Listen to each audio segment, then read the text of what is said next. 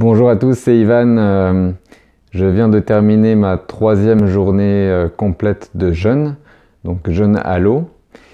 C'était une journée plus difficile que les deux autres. La 3e journée, c'est là où on a la crise d'acidose et c'est la journée la plus difficile. C'est un peu comme la barre des 30 km pour un marathonien.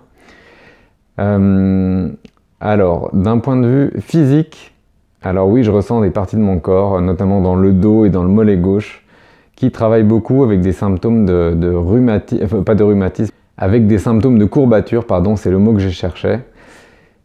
Et donc c'est assez douloureux. C'est pas que ce soit très douloureux, mais comme c'est dans la longueur, c'est chronique, c'est pas franchement agréable. Sinon, il y a toujours de la fatigue, mais moins qu'hier, je trouve, et moins qu'avant-hier. Donc ça va un peu mieux sur ce point-là. Mais grosso modo, d'un point de vue général, ça reste quand même très vivable, il n'y a pas de problème spécifique au niveau physique. Au niveau mental et psychologique, aujourd'hui, franchement, j'ai pas eu spécialement envie de manger.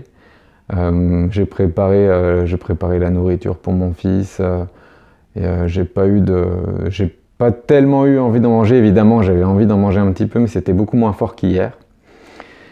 Et oui, je ressens pas la sensation de faim dans mon corps non plus. Et donc du coup, même là, mon mental me disait pas tellement, ou en tout cas beaucoup moins qu'hier, que j'avais faim. Par contre, le plus gros challenge de la journée, c'était le côté émotionnel. Là, dans le côté émotionnel, j'ai vu que je pouvais m'énerver beaucoup plus facilement que d'habitude.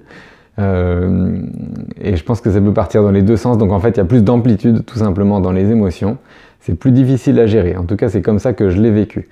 Donc c'est assez rigolo de voir ça.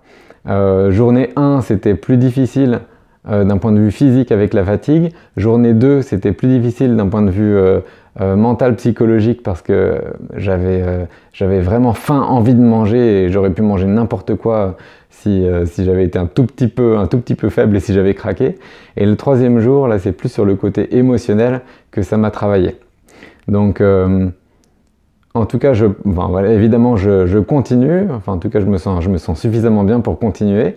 Donc, je vous raconterai demain comment se passe la 4e journée. À très bientôt!